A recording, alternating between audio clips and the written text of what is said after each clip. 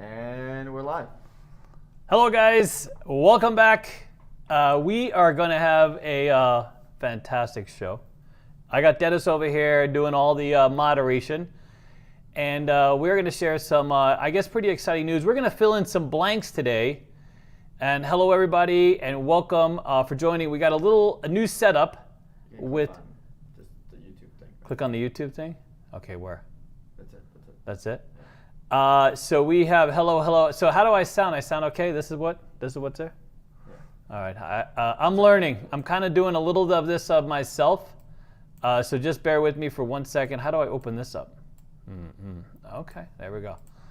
And I got my okay, you got that? We got that? All right, here we go.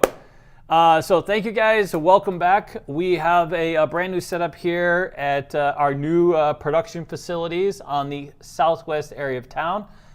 And today we're going to talk about, I'm going to fill in some details on two very big casinos that are coming, or relatively big. One is pretty massive. It's the largest hotel currently under construction in the United States.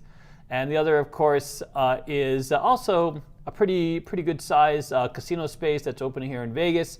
One is opening November 20th, the other is opening in December. And we're going to give you some insights. So as many of you know, I have been in Vegas for a very long time. I've been part of the gaming space starting in 1991.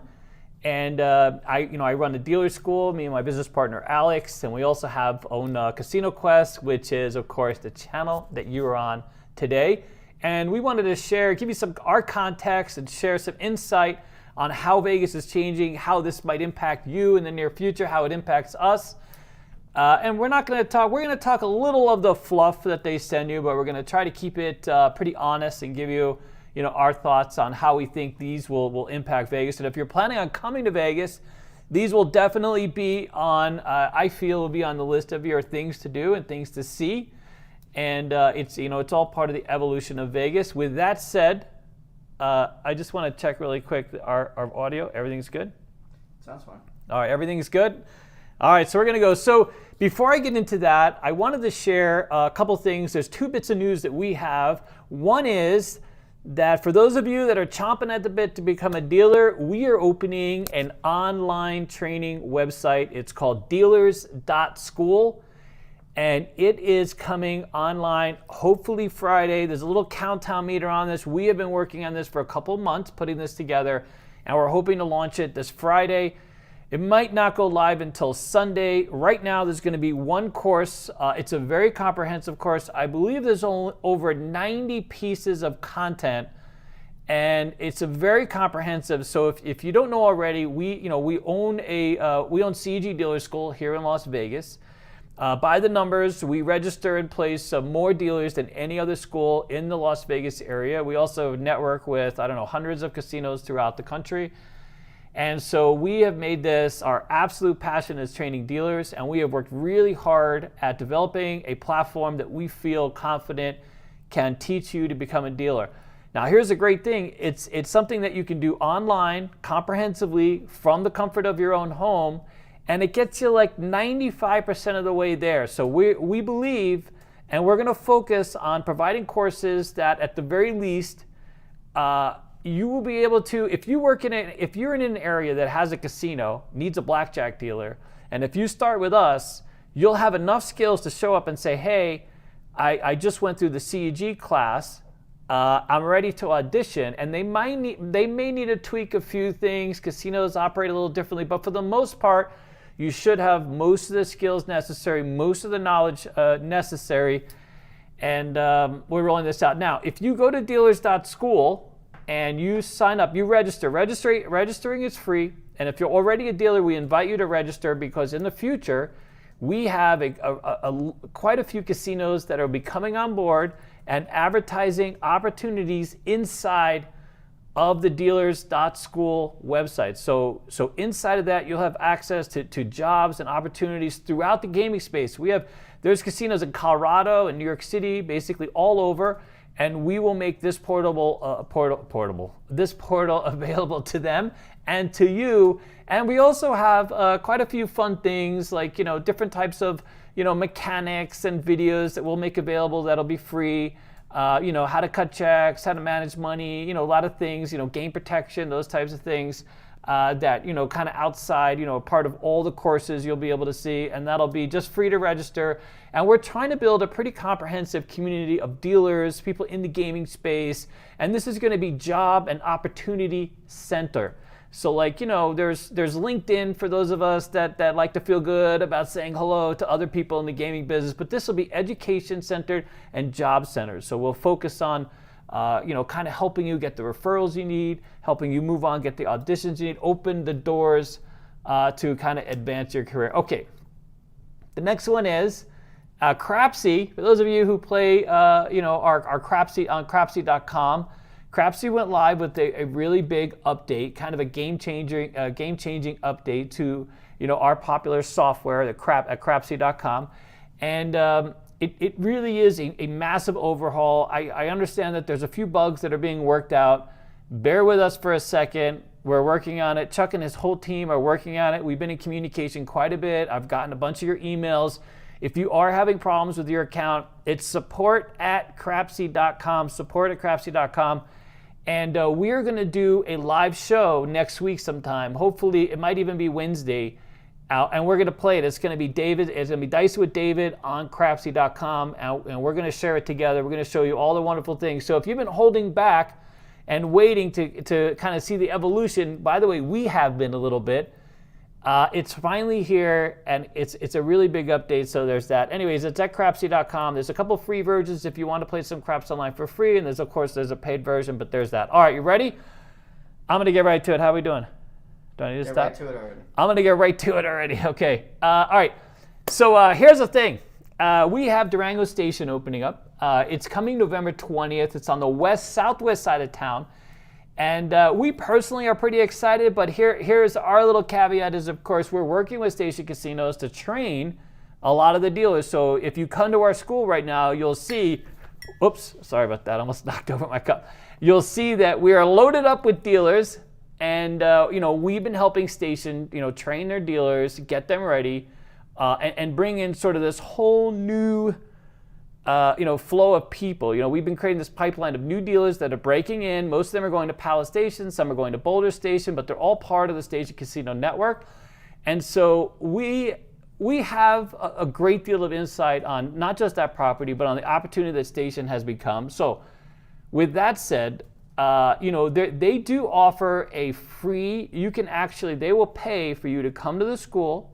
They will pay for you to become a dealer, and then there's other opportunities to learn the games and get bonuses and stuff like this. Now, it's not for everybody. So if you're thinking about becoming a dealer, that might not be the thing for you because it's the Station pipeline, and a lot of it's predicated on the Durango opening, so there's a little bit of a wait and see kind of thing onto how everything is evolving. But if you're looking to become a dealer, it's a really great way to do that. What is the website, by the way? Holy crap, how do I not know the... What is it? Stations Jobs. I think it's Stations Jobs, or what is it? It's Stations Jobs? I think it's stationsjobs.com. But anyways, you'll see it up there. Look for dealer trainee. There's that opportunity. There's also Durango Station itself. If you're already here in Vegas, they are hiring for about 1,100 positions throughout the entire property. And we'll just throw that out really quick, and then we'll get down to the business, all right? And that's getjob@durango.com. So getajob@durango.com, just as it's spelled, getajob@durango.com. So looking for about 1,200 people. All right, and now we're going to get to kind of the nitty gritty of it all. All right, so a couple things. First of all, we have Durango Station opening up on the southwest side of the valley. For those of you unfamiliar, if you imagine if you go to like the Luxor, Mandalay Bay, you keep going south of the Strip, there's an area past Sunset called Town Square, which is fairly popular even for locals, but it is off the Strip. It's closer to the airport. And then if you start heading straight west, there's a 215 there, you head straight west, it's about 5 miles up the street, you'll run across Durango Station. I think, is it before IKEA? It's right before IKEA. I think it's before IKEA. And they finally put up this gigantic sign, and you'll see that it mimics what Red Rock looks like, even to some degree what Aliante looks like, and it is a little bit of a pared down property from what it was intended. Now, interestingly, We have 2 properties opening up in the near future. One of them is Fontainebleau, the other is Durango Station. Both are 20 years in the making, I kid you not. So the land was acquired back in 2000, so even 23 years in the making. And Durango Station Casinos owns property really throughout the valley. They own property in Reno. They own property all over Sky Canyon, a whole bunch of places. And they've purchased this property and they've been sitting on it with the hopes of one day potentially building casinos. Some of it was predicated on people moving and development, this kind of thing. Well, the development in the Southwest is just booming. There's Rhodes Ranches there, and there's a couple other really big housing development. It's quite amazing, booming so fast in fact that traffic and congestion can be an issue, but it's one of the places right now that's really underserved by casinos. Amazingly, if you go east, if you go the other way, you'll run into Boulder. You'll run into Boulder Station, Boulder Highway, which has Sam's Town. It has a number of other types of casinos, so it's pretty well served, the east side of town. And that's primarily because that used to be the access, the ingress, the egress into Las Vegas before they finished the highway. So way back in the day, 30 years ago, 35 years ago, that's how people came and went if you were coming up from Arizona. And so those areas were sort of built up and congested, a lot of people. But now we have the Southwest. So they're building this Durango Station. And we personally, obviously, as a school, we're very excited that this is a thing because it's bringing lots of opportunity to dealers. If you think about it, with both of these casinos opening, it's cleaning out. These are both expected to be pretty good jobs. Durango Station will be a good job. Fontainebleau, the next one that we're going to talk about in a minute, will be an even better job, and it moves everybody forward, especially in the gaming space. So these are new opportunities with new monies and new interests. And the first year that these properties come online are typically their best years. The first year or 2 years. And then there's sort of an evolution. Then there's kind of a wait and see, how the properties evolve, what type of people go there, what kind of reputation that they have, and so that'll be a thing. So Durango Station, Southwest, 5 miles west of that town square area, really perfectly situated. The only thing so far, the only close casino I would say is Silverton. And quite honestly, Silverton hasn't been a thing since like Hootie and the Blowfish. Some of you who have been around town remember it was originally Boomtown. They had this fantastic Wednesday spaghetti thing. I personally have not been the biggest fan of Silverton. At one point they were really well known for their buffet, so that was a reason to go. And then Hootie and the Blowfish, yes, that Hootie and the Blowfish had like this cafe and there was an aquarium. I'm not even sure if they had a show in there. I just remember always seeing them and going, is it that Hootie and the Blowfish? And sure enough, it was definitely that Hootie the Blowfish. The other interesting about this area, of course, besides the fact that we finally got an IKEA, so for the longest time, Vegas has been clamoring about an IKEA. IKEA finally opened a store, and in this same area is literally the highest concentration of divorce attorneys you will find anywhere in the world. I'm guessing in the world, because it all makes sense. You have the casino, you have IKEA, and then you have your device. It's a full circle of reality for quite a few people, dude. You know what I'm saying? IKEA leads to some real crazy crap, dude. You know what I'm saying? When you buy IKEA, you're basically ready to move or not move. You just leave it for the next person, and then it comes, all furnished. All right. So there's that. All right. So we're going to talk about Durango Station for a minute, and it's a very interesting evolution. So originally, they wanted a big ass tower and lots of rooms, like 1,000 rooms. And strangely enough, the Culinary Union, so the Station Casinos has not been known as the most union-friendly property in town. And so there was a point where they tried to build this property, or they tried to advocate for a property, and they submitted to the commission, and quite a few people, they wanted a pared-down experience. And one of the people that asked for them to do that was the Culinary Union, which I find quite odd. I don't see how less rooms impacts them, but that's just me. But ultimately, they came up with a plan to have a much smaller footprint, at least initially. So their first plan right now is to have a little over 200 rooms, phase one, and then add another wing or another hotel area with another 200 rooms. And they are going big with the casino floor. So the casino floor will be about 100,000 square feet. So my understanding is they originally were going to go for a smaller casino footprint, even though they had approval for a much larger, I think they were approved for up to 120,000 square feet. The initial designs were a little pared down from that. And then they reevaluated and reassessed based on everybody losing their mind the last couple of years and gambling their asses off here in Vegas to, hey, maybe we need a bigger casino floor. And I think, quite honestly, it's a perfect choice only because this area of town is a little foofy. It's a little bougie area of town. It's where a lot of like gaming executives have moved. It's where once we get around to doxing Alex, it's really close to where Alex lives. And people are just lazy. They get off work and they come out here and no one wants to go anywhere. But once you build the Durango, I think that's going to be the new pit stop. So having a bigger casino, I think will play out very, very well in the next, at least for this location. But anyways, so if you remember, Stacy Casinos bought the Palms. They actually bought the Palms Casino, and then ultimately they shuttered it, and it didn't come back after COVID. In fact, they sold it to one of a very well-respected Indian casino, and it became a whole different thing. It's still the Palms, but not a Stacy Casino. So they sold the Palms for $650 million, and they're using that money, to build Durango, which, I actually think, to be honest with you, after everything that's happened with the Palms, I wonder how that casino hasn't had more opportunity given its background. It was the MTV casino. It had Playboy installed. It was attached to the Maloofs. It had all of this magic when it started, and then it just descended into madness. I think it has something to do with the homeless laundromat on the other side of the street. But, what are you going to do? The thing that irritated me the most about playing there, and by the way, I really enjoyed playing there. I had this penny Keno machine I used to love playing. But, it was this constant stream of people bumming cigarettes, asking for money, and no one did anything about it. And I think it was just a real takeaway over time. So anyways, but now it's under a new management. I haven't really heard much about the Palms. It's one of those casinos that haven't really reached out to even the school. So I'm guessing they have all the dealers they need. I know it's a very well-respected tribe. So we'll see. But needless to say, Stacy Casinos swapped the Palms to build Durango. And I know that many of us in the gaming community thought that was kind of like a weird, because the Palms is not all that far off from where, this property is. I mean, sort of, you know what I mean? It's they talk about, even David Horn, who's going to be the GM of this, talked about how New Orleans is fairly close. But if New Orleans is fairly close, then the Palms not too much further away.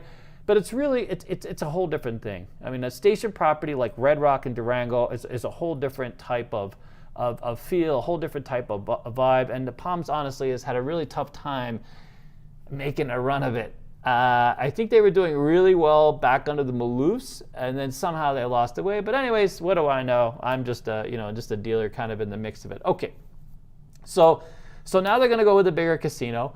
What I love about this place is it's not so much the Durango station alone, it's literally this whole area. If you're at all a part of Vegas and you live out here, you've probably heard of the Uncommons, which is this very foodie, mixed use kind of area that's being built up with some exciting venues. And Durango is also playing into that. They're going to have this very sort of, I don't know about interactive, but they have a food hall. It's called Eat Your Heart Out Food Hall, and it's going to have 11 eateries. Because that's the thing now. It's not a food court. It's a food hall. It's a food hall. Do you understand a food hall? A difference in a food hall and food court? All right, so we're doing the food hall. And every time you look at me, by the way, yeah, I have you in my ears at the same time, so I can't. It's weird. It's weird, yeah. You're trying to read my lips, but I'm on delay. But Yeah. okay. So I think they're playing off that whole that whole community vibe. A lot of what's being built up and developed, Durango Station is playing in it. And here's the other thing. So I'm going to kind of run down some of the ways that I think this property is going to be great, and some of the ways I'm a little nervous. There's a few ways that I'm a little nervous, but I'm going to point it out, and hopefully Station is going to get on it. And one of it's related to Keno. Yes, indeed. So we talked about how it's really a great location. You can't get any better. The access for it's right off of the 215 and Durango, thus Durango Station. It's very close to IKEA. So all of you guys hanging out eating Swedish meatballs, you can then just have a coffee at Durango and play off on video poker and hang out. So I think and with the Uncommons opening, I mean, it really is a great location. As far as casinos go, this is, Red Rock, also a fantastic location, because if you're on that side of town, there is Suncoast.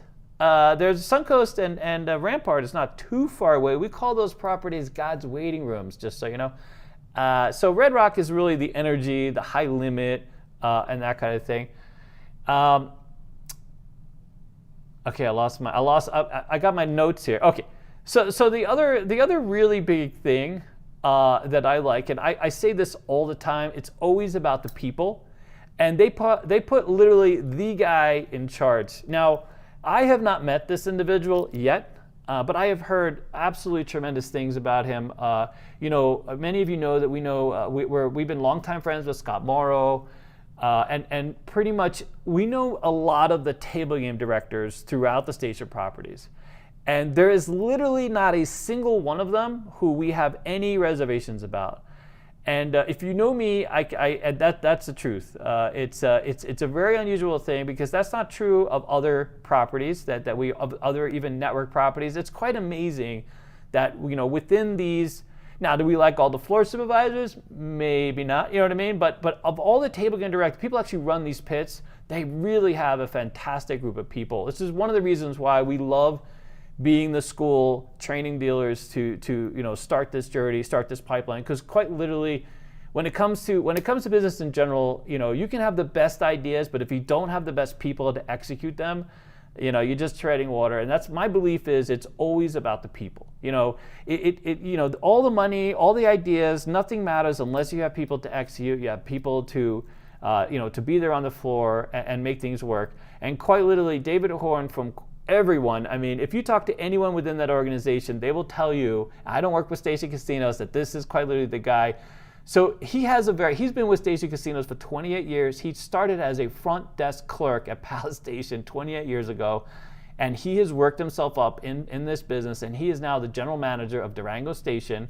And he's played crucial roles in other areas of Station Casinos over the years, but this is the new one. And the fact that they've given it to this man to open a new property. Opening a new property is one of the hardest jobs you can do in casino management by far. There's a lot of people who completely opt out, because there's so many moving parts. There are so many uncertainties. Luckily for me, I was low in the management circle opening 2 properties, so I just had to follow directions. I was teaching, I opened a pit, one component. But I can tell you that a lot of people that start and open these casinos, they open them and then they don't make it past the starting line. They put all this work in, and then for whatever reason, they have this footprint, and not everybody's 100% excited about literally everything. But meanwhile, you have no shot at being it. It's so hard to manage all the different moving parts. I can only imagine what a Durango station. We have a friend who opened a casino. And quite famously, she was a table games director for 3 properties simultaneously, and then was given a new property to open. And within, I would say, weeks or a week after, she was let go, and another person, after doing such a fantastic job. But this is sort of like the status quo. This happens a lot. But anyway, so for the Fertittas and for Station to put their trust in this man, it is quite something. Anyways, his name is David Horn, if I didn't mention that at all. And I believe he's the most respected individual throughout all of Station Casinos. I would love, by the way, David, I'm not sure if you ever tune into these, but I would love to meet you one day, because I have a lot of respect. There's no doubt. I'm very much looking forward to Durango Station being part of my... Okay, so let's get to the negative trends, okay? Here's a negative trend. I think it started with Red Rock. Somehow, someone had the idea to take out all the nickel keno machines, and you need to bring them back, because nickel players play money. We have money. We're going to be at your restaurant. We might not play as much, but I think you should have a little space, and you don't need to put it by the door in the heavy smoking section.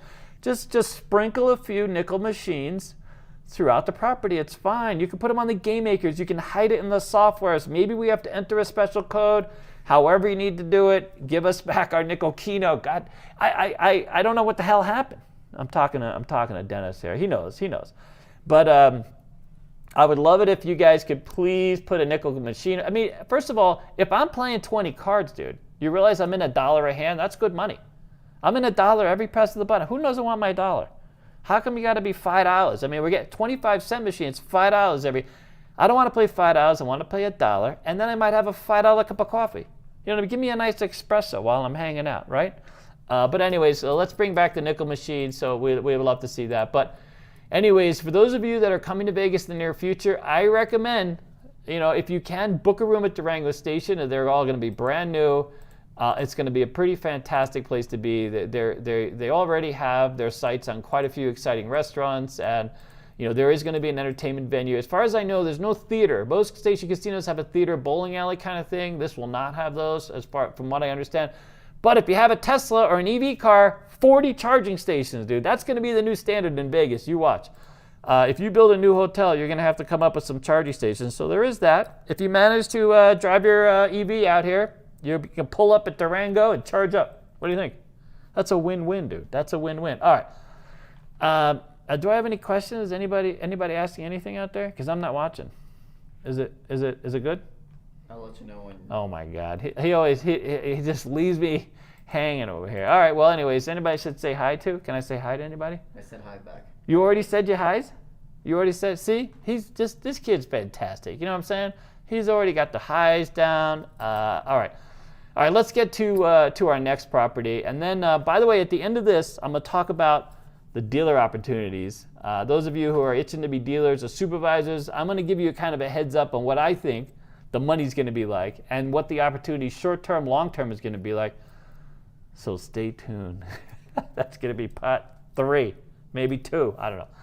All right, so the next property, which is another one I have quite a bit of insight. I'm not even going to go over too many of the stats.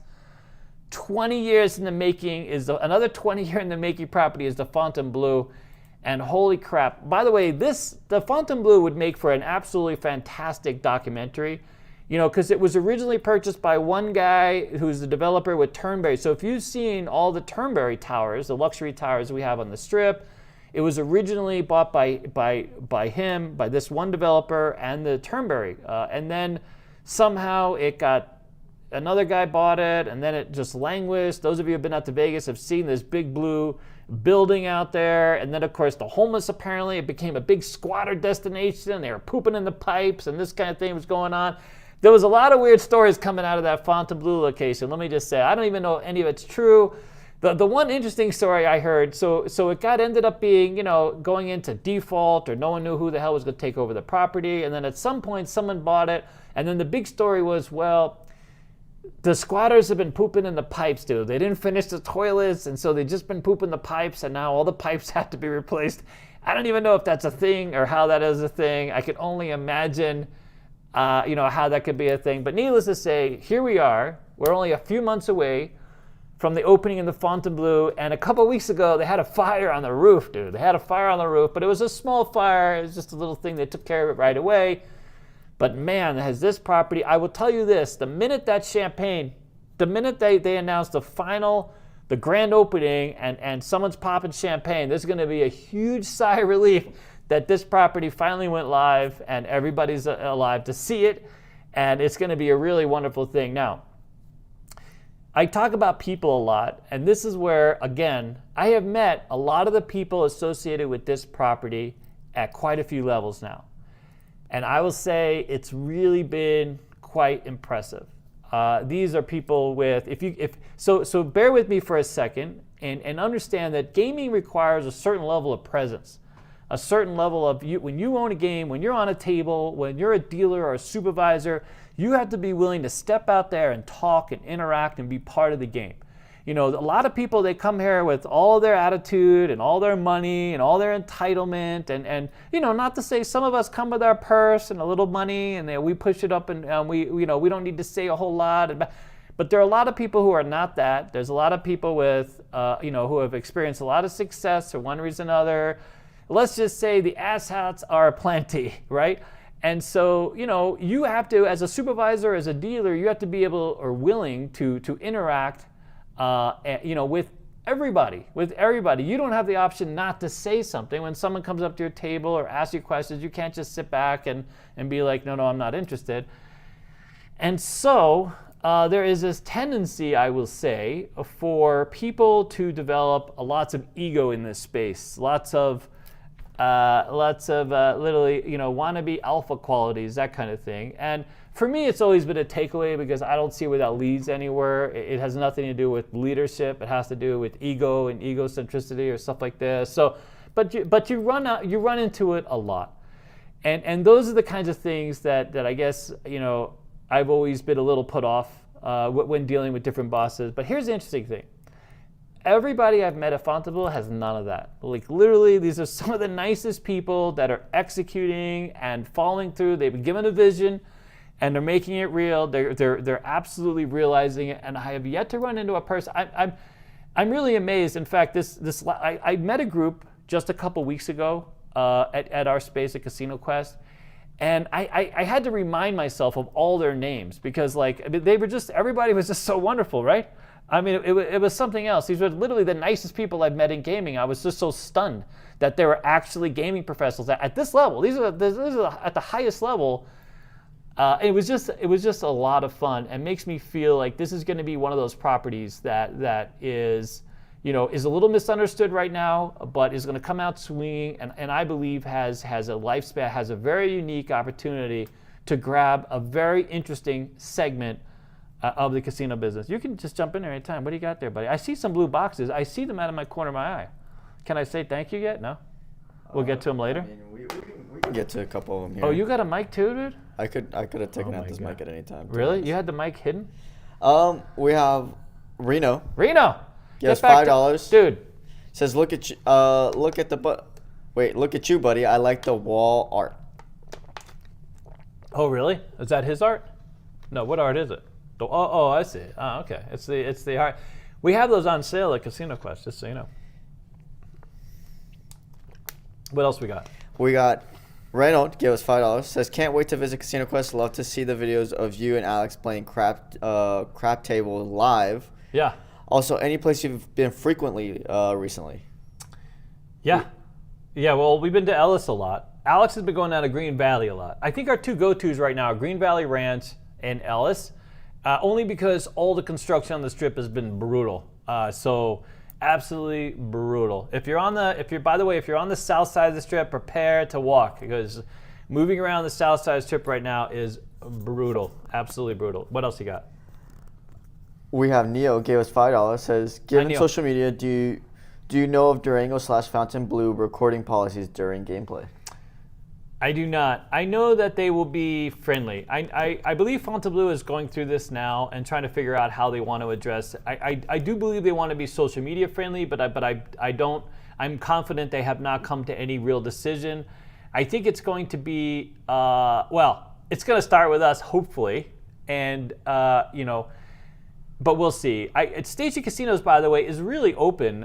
So they have really become much more flexible. They just want to make sure they vet anyone who's interested in filming and having, if you're coming in with a real camera, that kind of thing.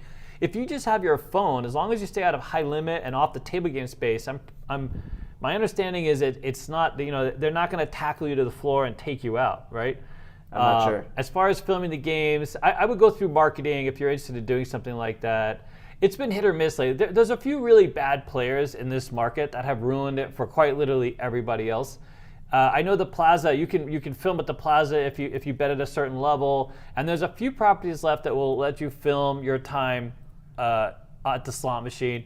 I will say this, most properties, if you have a win or you want to take a picture of a slot screen and show people at home what you're, that's perfectly fine. Whip out your phone, take the picture. If you're at a table and you hit a big jackpot, you can ask the dealer, hey, can I take a picture of the jackpot? And more often than not, the answer is yes now. So just know that's a thing. If you're at a slot machine, almost 100% of the time you can whip your phone out and take a picture of your win. So don't be afraid of doing that. And the worst thing they can do is say, excuse me, don't take pictures. But I mean, most of them shouldn't care.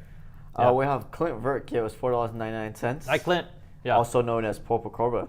Says, with resort tours losing a lot of money on the north end, how will Fontainebleau survive so far away from the center strip? Can't wait to go there. I'm gonna get there. I'm gonna talk about that in a minute. And man, get back to working on strategies, dude. Don't you have like 10 strategies to send over? You know what I'm saying? Right. What Purple Cobra do? I keep asking, like, what kind of job do you do? Because he has a bunch of kids, dude. I could see his kids all out there working on, like, that's their Sunday chores, kind of work on strategies and send them over to daddy.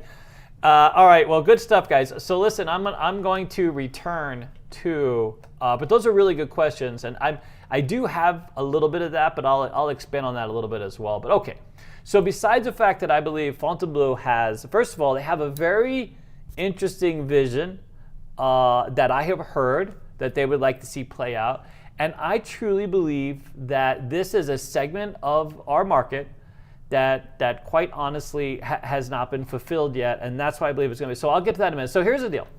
So Fontainebleau is going to go live with a 173,000 square foot casino. You ready?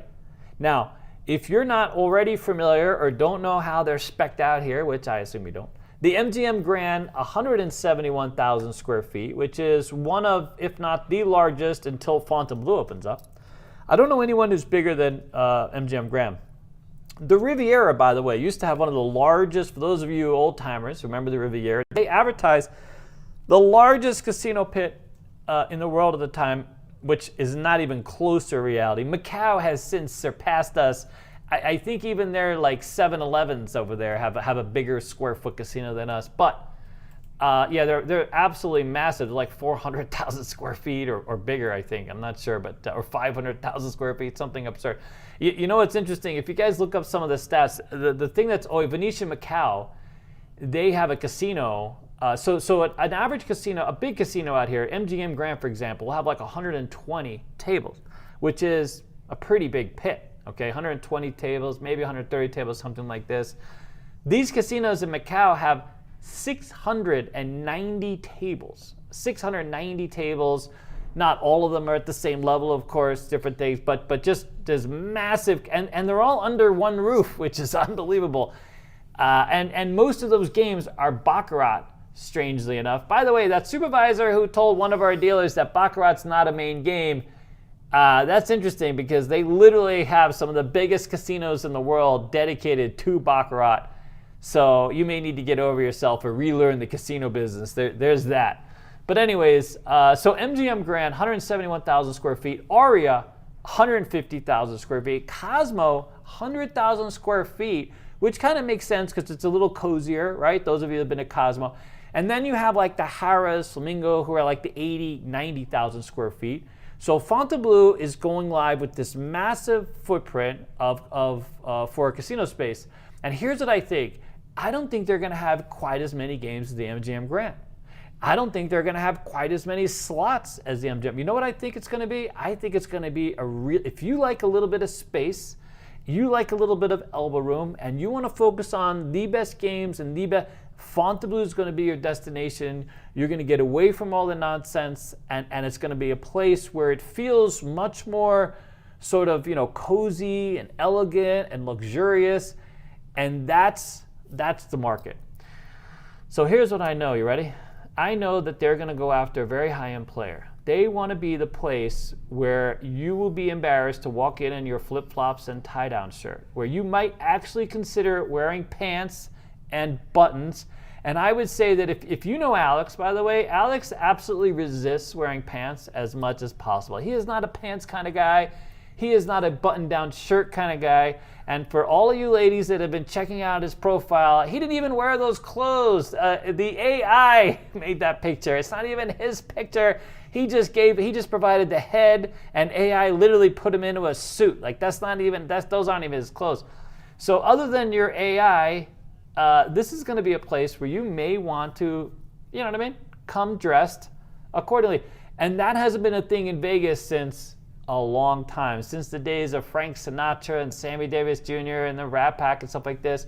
And I know there's a lot of people out there who are kind of over it, who don't need to dress up, but I don't know if I'm going to mind it that much. I might really enjoy going to a place where my expectations high, maybe the minimums are a little higher, but it's really a place that becomes a very special treat and doesn't fit in to everything else that you see. Now, that brings me to Resorts World, right? So when Resorts World opened, they opened this food court. So Resorts World is a beautiful property. I don't agree so much from the exterior. I believe there's a kind of a miss in terms of how I think the Fontainebleau, by the way, is a much more beautiful aesthetic casino than Resorts World. So, and by the way, I love Resorts World people. We have a very good relationship. Don't hate me for being honest.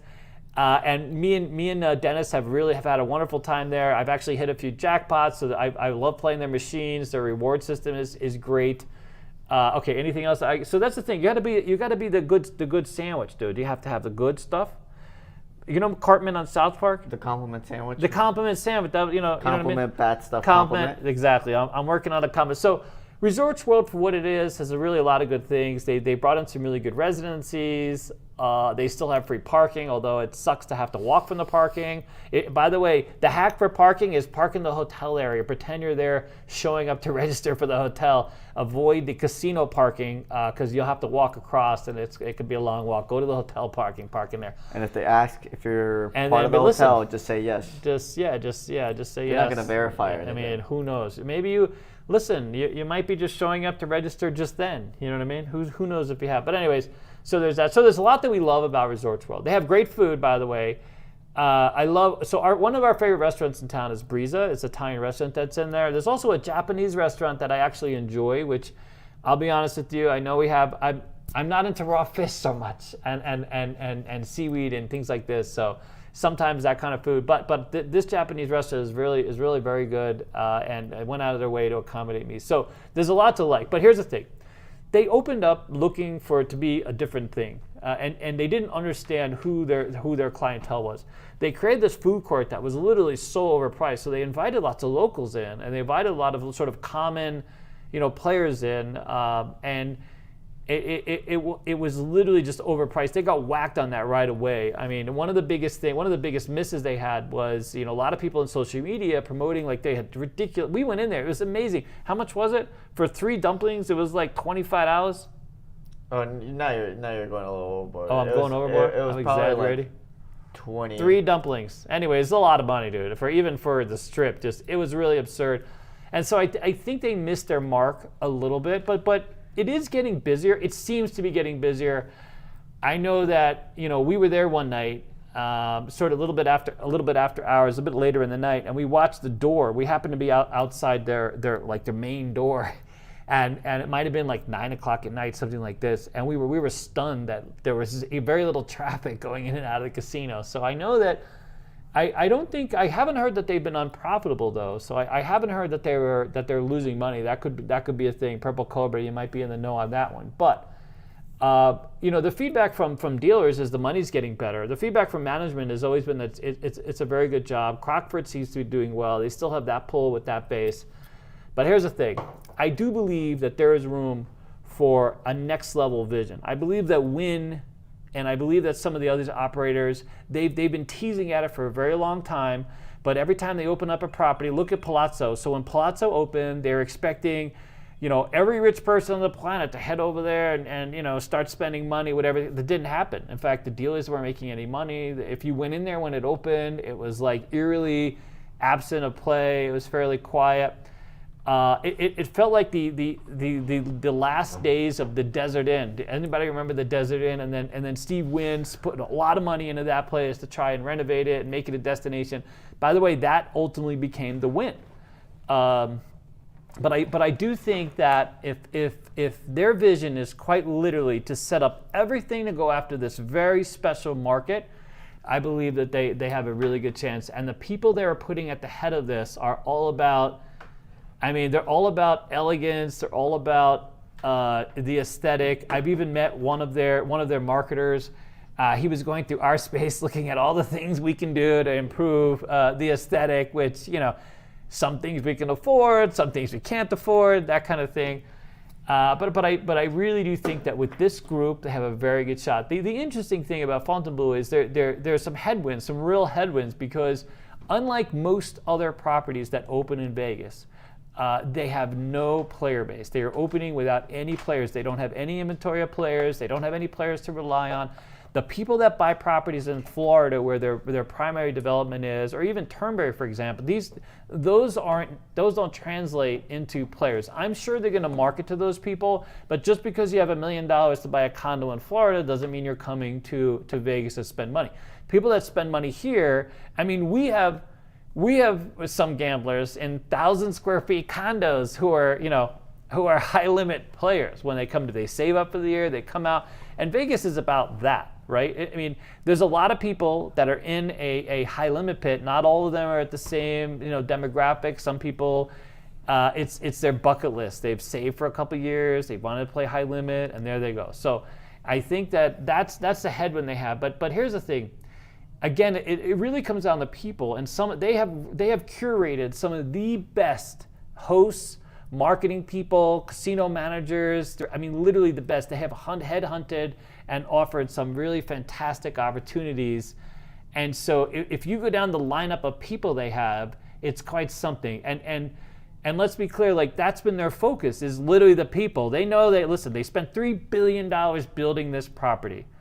And all of the rumors coming out of this property are tremendous. Like, all of their retail space has been sold out. Remember when Resorts World opened, not everything was sold out. There were a lot of empty boxes. They were still looking to evolve that message, that space. But in Fontainebleau, so we got wind of how expensive and how premium these spaces were going to be. And then we heard, now that's part of it's because we're at Fashion Show, right? So Casino Quest is located inside Fashion Show on the Las Vegas Strip, which is kind of a mixed mall. We have some premium brands, some not so premium brands, but I'm sure some of the brands in there were looking at space, in Fontainebleau perhaps. And so we got feedback that it was some of the most expensive retail space ever devised on the Las Vegas. In fact, some of the numbers, I don't know that I didn't see the numbers myself, but I've heard the numbers. I don't want to share them because I don't want to get in trouble, but I've heard they're absurdly high. And they did that because they wanted to appeal to a very specific, very bougie, curated list of the most premium retailers on the planet. And that's what they got. They literally went out and they filled that place up. I mean, when you go there, it's my understanding that half the retailers, even if you have circulated in some of these high-end boutiques, you're going to come. These are the higher-end boutiques. Has anybody been at Crystal's? They have this watch shop in there. It's Meal something. It's something Meal. Some of you guys that know watches may know who the hell I'm talking about. But so it's Crystal's out in the city center, and it's a shopping center. It's a very expensive, high-end, bougie-ass shopping center. I mean, you got to bring your Amex Platinum card in there. No one's going to take you very seriously. The first thing I saw when we walked in there once was literally a belt for $10,000 hanging in the window. And it was the most interesting thing because they had one of those little tags that we have. We have little tags too, but our little tags say like $14.95 and $19.95. And here's this little tag, and it's handwritten. They didn't even have a computer spit this out. Handwritten, $10,000, probably because they don't need to write another one. They only have to write the one. Anyway, so inside this same mall, past the $10,000 belt, is a store with a podium in the middle of it, selling one thing. Now, they might have been other things, but that we didn't see. But we're peering into the window, and they have one thing, and it's a watch. It's a watch on a podium, and of course, it's like this $2.7 million watch. And maybe they're moving over to Fontainebleau. But the Fontainebleau, I believe, is setting themselves up to be something very, very special.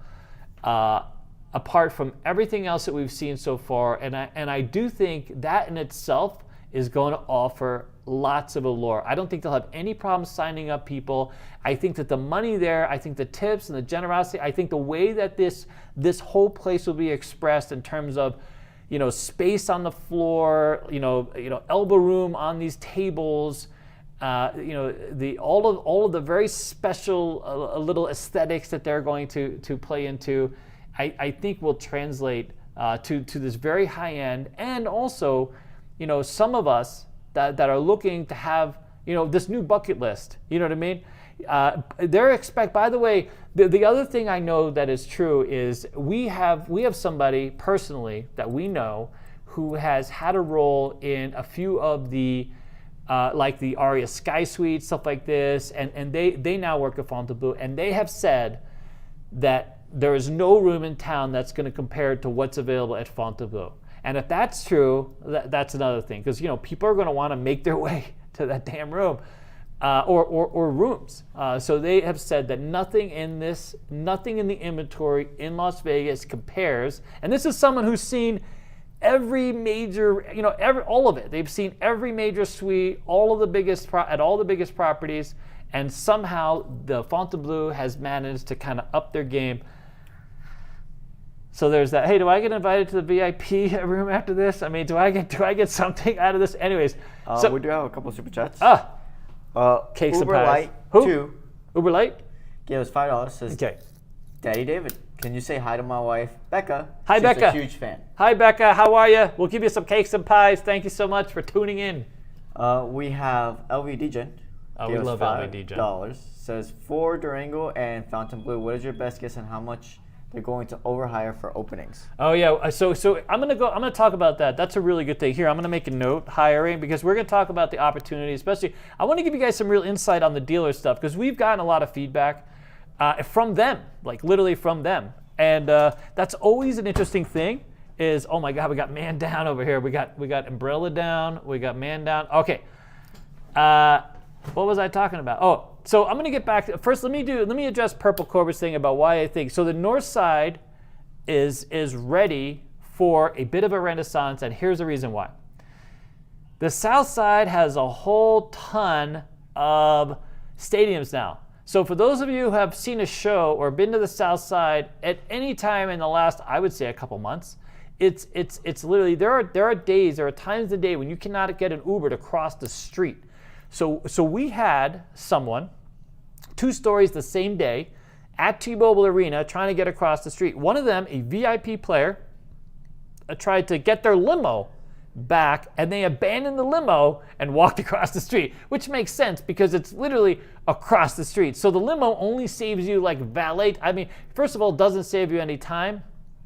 So they literally abandoned the limo and just walked across the street. They probably got there 30 minutes before the limo was able to pull in.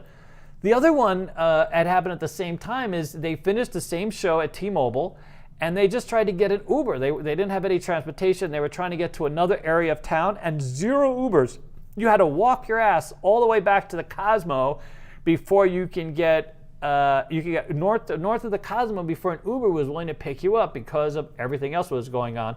And interestingly, you know that Formula One is coming November 16th, 17th, and 18th. That's forever emblazoned in my brain because I swear to God, if that thing doesn't take off and we have endured all this pain, I'm not going to be, let's just say, but I think it'll do fantastic, so we're hoping on that one. But, so there's been so much construction all at the same time, it's quite stunning. Guess where there hasn't been as much construction, although it has been coming. They've been making improvements to the street for Formula One, that kind of thing. The north side. So outside of Fontainebleau, the north side is a nice little stroll. You get past Cosmo and you still keep coming north, before you get to Sahara. It's pretty nice. And I know that like literally the Sahara is hoping on this.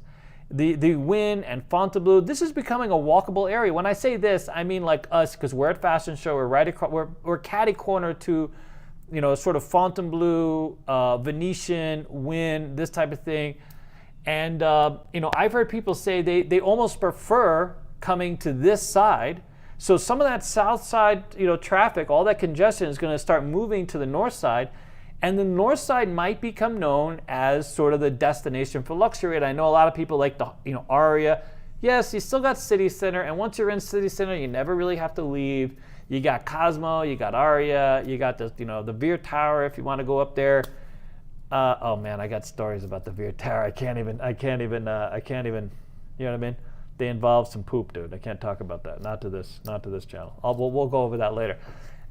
We used to know a very famous comedian that used to live in the thing, and sometimes he had to come downstairs and sit in the lobby while they cleaned his room.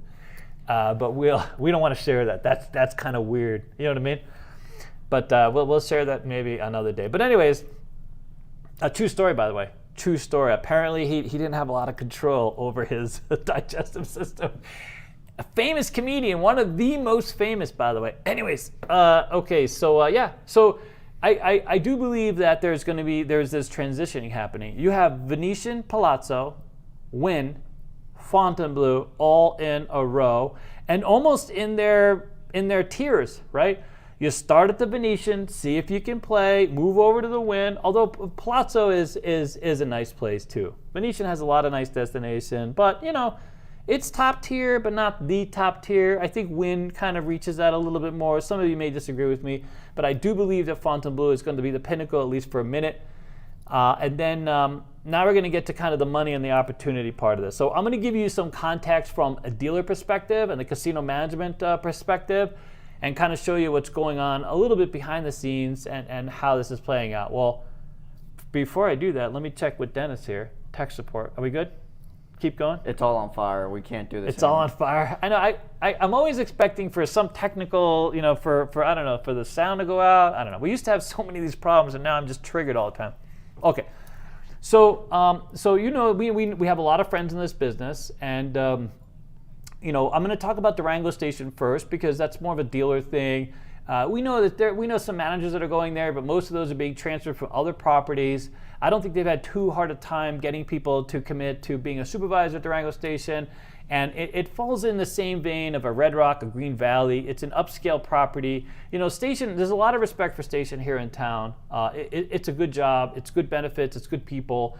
And there's lots of upward mobility. They try when possible to hire within.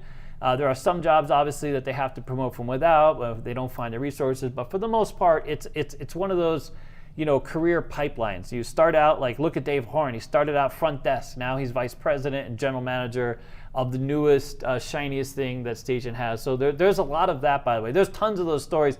There's another famous story about someone who started as a valet, and he was picked to be a dealer by the Fertitta's father, and there's lots of really those kinds of stories that have evolved within the station space. As far as the dealers go, I will say this: casinos here in Vegas have learned to keep it a little tighter. Yes. You can't help but overhire because you don't know what to anticipate. You try to open all the games, you put all these tables on the floor, then you have all these games and you try to fill them up, and then if the people don't come or they don't play at a certain level, then you have to sort of switch gears. I will say this is a renaissance for table games in some ways, and I really hope that when we look back on this, YouTube, our channel, a lot of the channels that are focused on table games have played a role in teaching people, making casinos and tables more approachable, because it's quite something, and the other great thing about it is you can't be, there's no AI that's coming for our jobs.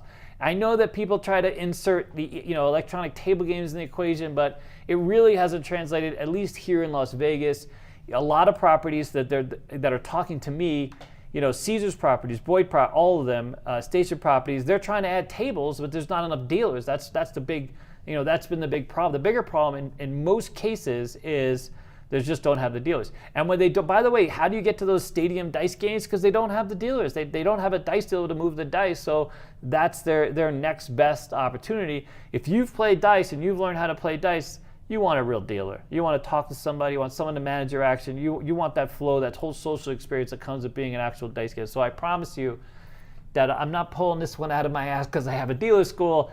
It's actually a thing here in Vegas. The table game win has literally been off the charts. Many of you know, got higher limit tables, lower maximum tables, and the dynamic here has changed. You got to go to Ellis for that $5 game anywhere close to the strip, or $10 game really. So there's all that, and they see this as a wonderful opportunity. So there's a lot of places, Durango included, that are adding more tables. They're looking at adding more tables, creating this better mix of games. And so, I believe that they're shooting for 400 to 600 new dealers. Some of those obviously part-time, the majority of those are full-time shifts. And a lot of casinos are moving towards more full-time shifts, which is a really fantastic evolution.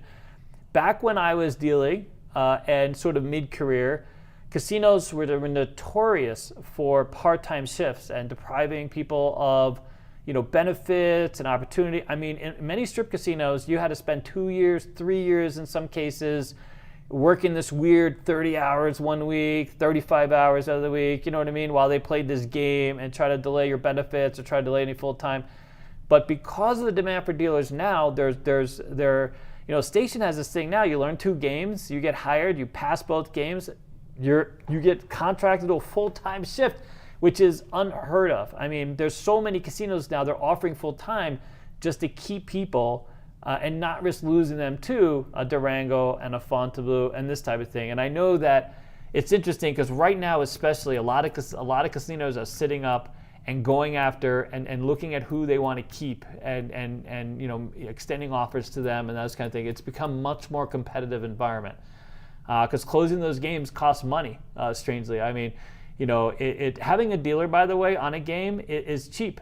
It is because they pay these dealers not exactly minimum wage, depends on where you work, but they pay close to minimum wage, and then the rest of it is tips. The rest of it is based on the players being benefactors, and so it's really cheap as far as the table. When they look at a table and they see and they quantify, okay, what does it cost to put this table? I got cards, I got a shoe, I got a shuffler. I mean, they could put a real value on it. And then I got the dealers like my least expensive thing, sadly enough. But that's kind of thing. So I do believe they have a pretty good equation for opening Durango. And I think that with the people that are going in, they've done this enough times. They've been part of other openings. Palace Station technically was a reinvention. Even though it's been around a long time, it went through a massive overhaul and a reinvention, became a whole different thing. And I know that Dave Horan played a role in that. So the equation's getting a lot closer. I don't think they're going to overhire quite so much. I think if anything, they may overhire in other areas of the property as they look to add people. And quite frankly, Vegas, like many other places, experiencing a shortage of labor, qualified labor. So they might have a real problem filling some of these positions, especially back of the house positions. And a lot of people trying to move front of the house, being very much more selective in the types of roles that they're taking. So they might actually have a problem with hiring enough people to open the property. The other thing I find interesting about Durango specifically is they're not having a job fair. You have to apply online. You have to go through the portal if you want your application considered. There's no job fair. Most casinos, especially a big property looking to hire 1,000 people, they have some kind of job fair so everyone can kind of show up and show what they have. And Durango's opting out of that. But Durango has such a wide pool of people too. So I do think they'll be fine. Now, as far as the dealers go specifically, and I do know this, if you're at Red Rock, you're probably not moving to Durango. Even if you're at Green Valley, unless you live on the southwest side of town, no one's expecting Durango. The gem of Station properties right now is Red Rock Casino. And it sits in an area that's very moneyed. It's the west side of town. It's Summerlin, for those of you familiar with Vegas. And it's just a beautiful property with lots of amenities. And the daily drop there, the gambling that's done there is insane for a local property. It really is quite tremendous. There's Dustin that manages that property. I don't think that there's any Red Rock. The only way I think a Red Rock dealer would switch is if they happen to live in a southwest area and they don't want to make the commute, tired of making all that money at Red Rock, want to save on a little gas, maybe they move to Durango. The people I do see moving is some of these center strip properties where tokes are sort of averaging out 150, 200, and these are people that also live in the Southwest. So let's be real, like a lot of people that work here, the money's great on the strip, the traffic sucks. Getting to work absolutely sucks. And the way that they have built these casinos, very little access on the front, almost no access on the front side. You have to go behind these properties. In many cases, you have all these regular shifts. You have 4, 8, 12. I mean, me and Dennis, when we come to the mall, we avoid certain access areas. If we're coming to the mall right at 4 o'clock, like we know that there are roads, because it's all employees lining up. And if you're getting on a shift at 4 o'clock and you're trying to show up for an MGM Grand shift, for example, and then your walk is 10, 15 minutes to get to your table or getting to where you're supposed to be, you have to allow another 40, 45 minutes to access the property. So there's a lot going on with it. And so there's a lot of people who, once they get over the money, they're like, hell with this. I want to work close to where I live, even if it's less money, right? So there's going to be those. There are going to be those that are going to apply to Durango, or may look at some other properties that, because there will be some people transitioning from Red Rock, some people transitioning from Green Valley, and of course many people. I think Palace Station is where you'll see a lot of dealers, hope to put in their transfer and move on to a Durango. Or fill out some stuff. There's also Santa Fe Station that would be an easy. A lot of those people already live by Durango, although it's a bit further down the street. So Santa Fe Station's kind of their mid property. It's between Palace and like a Green Valley, maybe a Sunset Station, that type of thing. Also, if you're commuting to Sunset Station and you don't live in Henderson, guess what? You're also trying to go to Durango. And then a lot of the center strip properties. And of course, we are training quite a few dealers that will be starting out at Palace or Boulder. And some of them, quite frankly, if you were someone who started in April with this program and you have enough experience, not necessarily you'll go to Durango, but I do see you filling in at a Santa Fe or a Green Valley. Now, what are the tokes going to be? How much money these people make? Well, so tokes at on average at a lower end station casino will run between $80 and $100 a night. So it's about a $20 an hour job. Sunset Station, I think, and Santa Fe, they're the next bump up. Sunset Station maybe a little more than a Santa Fe because it's literally like the last hurrah in Henderson. There are some other casinos, but Sunset is literally the king of the hill when it comes to Henderson. You also have the Pass. And those properties as well, but Sunset's good. But then you go on to a Red Rock or a Green Valley. So Green Valley is sitting at probably over $200 a day in tokes, so it's probably over a $30 an hour job, give or take a few bucks here and there. And then the pinnacle of that, as far as the dealer experience, is Red Rock, which has some really fantastic days. So if you work the whole year at Red Rock, you make a very good living. I don't think you get to six figures, but it's a really good local job, and some of the people over there are very great. You have a fantastic boss. You have a lot of people who are experienced in the business, and you can get to work, park, and get to your job within minutes. Not a whole hour. So that for many is a real benefit as well. And of course, with Station, you get to eat, you get all your benefits and everything else, and you don't have to wait years to get to full time. If you have enough games under your belt and you deal efficiently, full time is offered to you. So there is that. So I do think Durango, the very first year, will compete with a Green Valley ranch. So if you guys are kind of know, so it won't be as good. I don't think it'll be as good as Red Rock. Although I do believe like the first couple months they're going to kind of blow it out of the park. Everyone's going to want to see the new gem.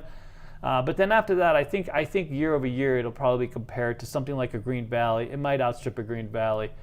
But because there is an IKEA across the street. It's not like everyone's going there to spend all their money at IKEA. They'll have a little money left over because holy crap, IKEA is the cheapest place to go. But so there's that. All right. Then we're going to get to the Fontainebleau. So the Fontainebleau is going to be a destination unless you are literally at the top. If you're at an Aria and you have full time, if you're at Bellagio full time, Cosmo full time, MGM Grand full time, a few other properties, you'll probably not be going to Fontainebleau unless your whole thing is going to the latest, greatest, casino on the Strip. That said, if you're part-time and you feel frustrated because you have yet to get full-time at any of these properties and they haven't offered you full-time to stop you from going to Fontainebleau, I think there's a real opportunity. I really believe that Fontainebleau, if perhaps not at first, but over the course of time, will compete with all the top casinos that we have. And the top casinos all pay in excess of $100,000 a year as a dealer. That's exactly right. It's $100,000 north of $100,000. If you're a Resorts World, and I hate to say this, the Fontainebleau should be a better job. Don't quit your job and blame me if it's not later. I'm just putting out the David crystal ball out there. I do believe these are some of the best managers I've ever seen. They have gone after all of the biggest talent. And I do believe they're going to make something of this. I think they have a designer, a developer who is really interested in making this the destination, and he has created this really fantastic space for these managers to fill with bodies, and I think they're going to do a really great job of it.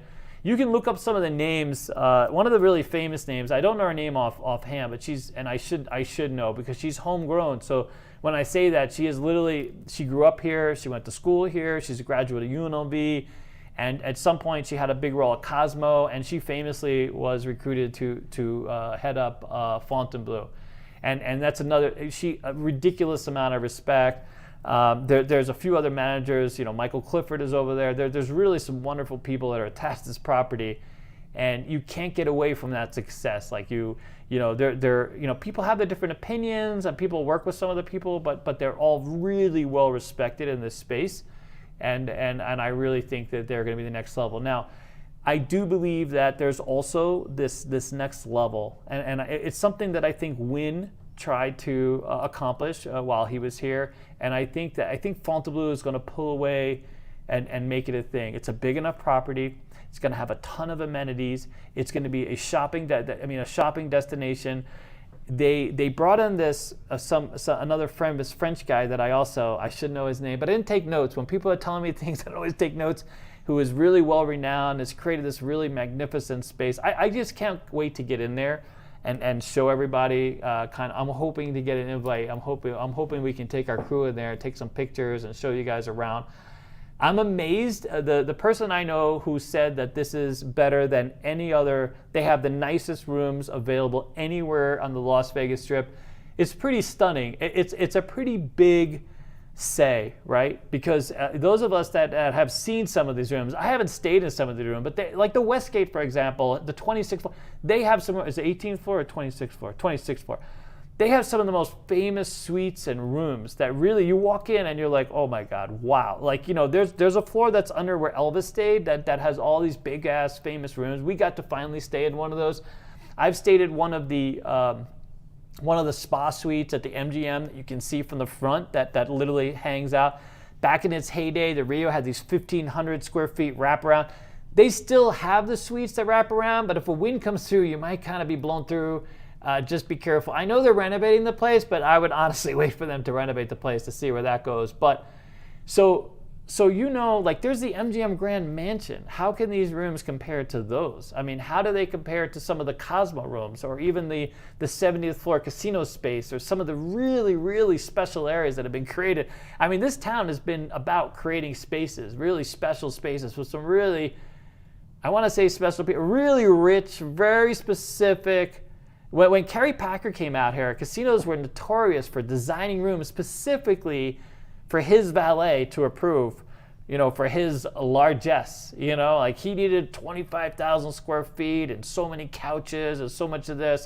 And so this town, used to spend, gobs of money because it was an easy win. The guy comes out and loses $10 million. We spent $1 million on the room. It's a wash, right?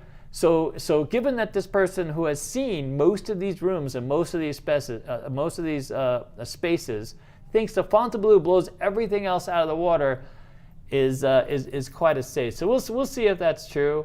We'll definitely see. All right, what do you got, buddy? We got LVD Gen says amongst the station casinos. Yeah. What should be the goal for a dealer money wise? Money wise, I would say $350, $400 a day.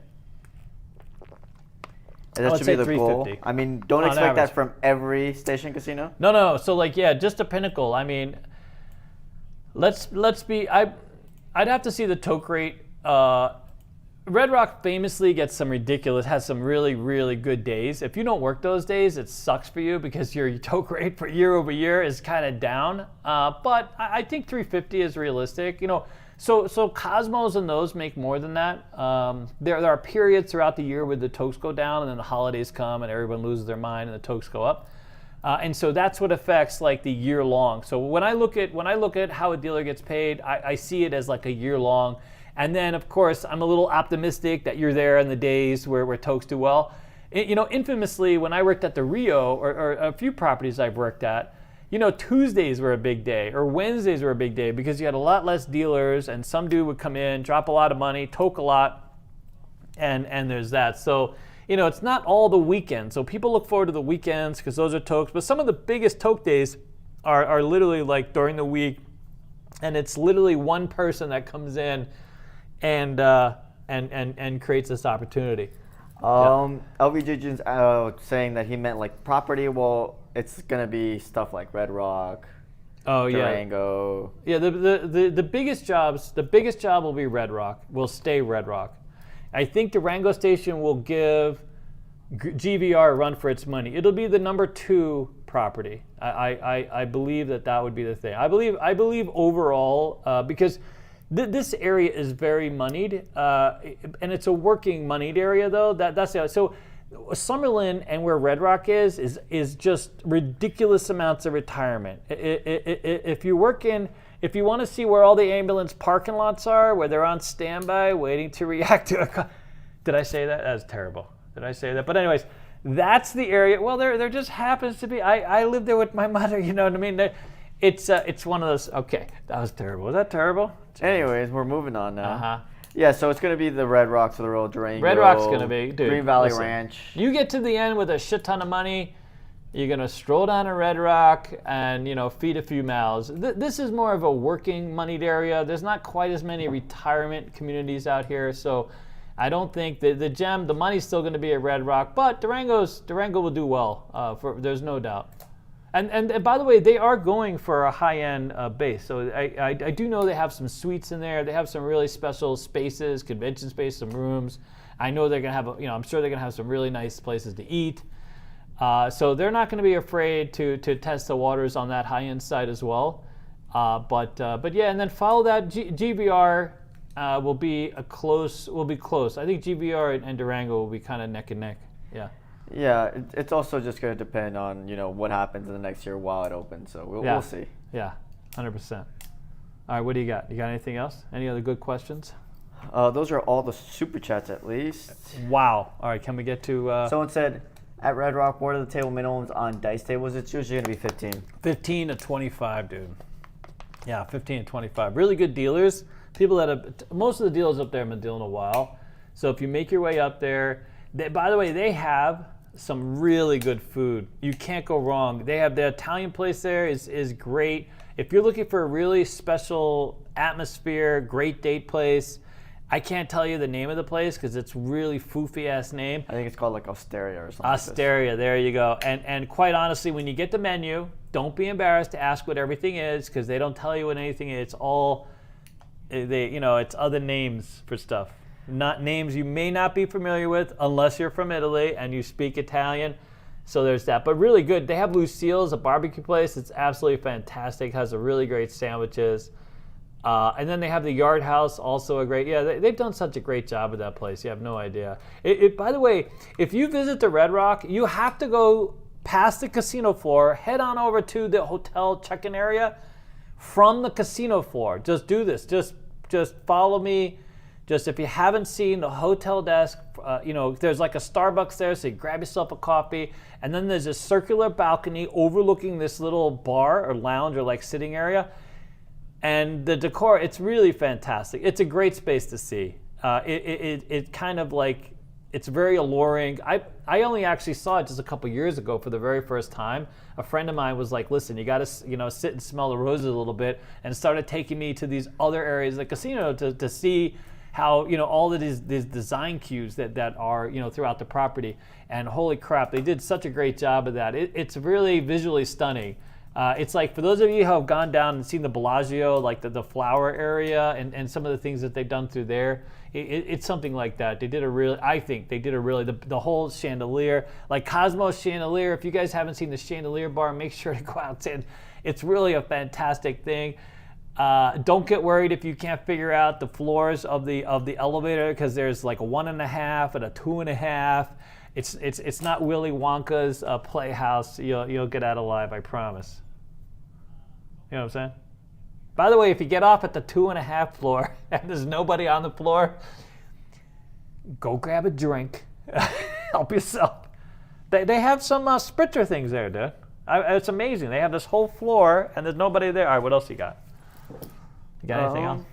I think that's what we're That's calling it. All right, well, does anybody have any more questions? Because I think I'm all talked out, believe it or not. I got an hour, 20 minutes in. I hope you guys found this information pretty fantastic. I'm very much looking for both of these casinos to open. We will have some more news in a bit about the the Fontainebleau and Durango Station. We appreciate all of you, and we look forward. By the way, Alex Kim ruined my life. I think we're absolutely sold out. I like how you're promoting it, even though they can't buy a ticket. Yeah, it's sold out. You guys are all screwed. But for those of you that have a ticket, hey, there's one guy out there who bought a reservation, but not a ticket, and said, "I'll see you at the event." Listen here, buddy. I've emailed you. I've texted you. I've tried calling you. I think we have a ticket reserved, but I'm just letting you know. I don't know. He might be on this. I think his name. I don't even know what the hell his name is. Oh well. Anyways, all right. We'll see you guys later. Is that? Oh, wait. We got to give something away. Hold on a second. For any of you that are still tuned in, I want to give this away.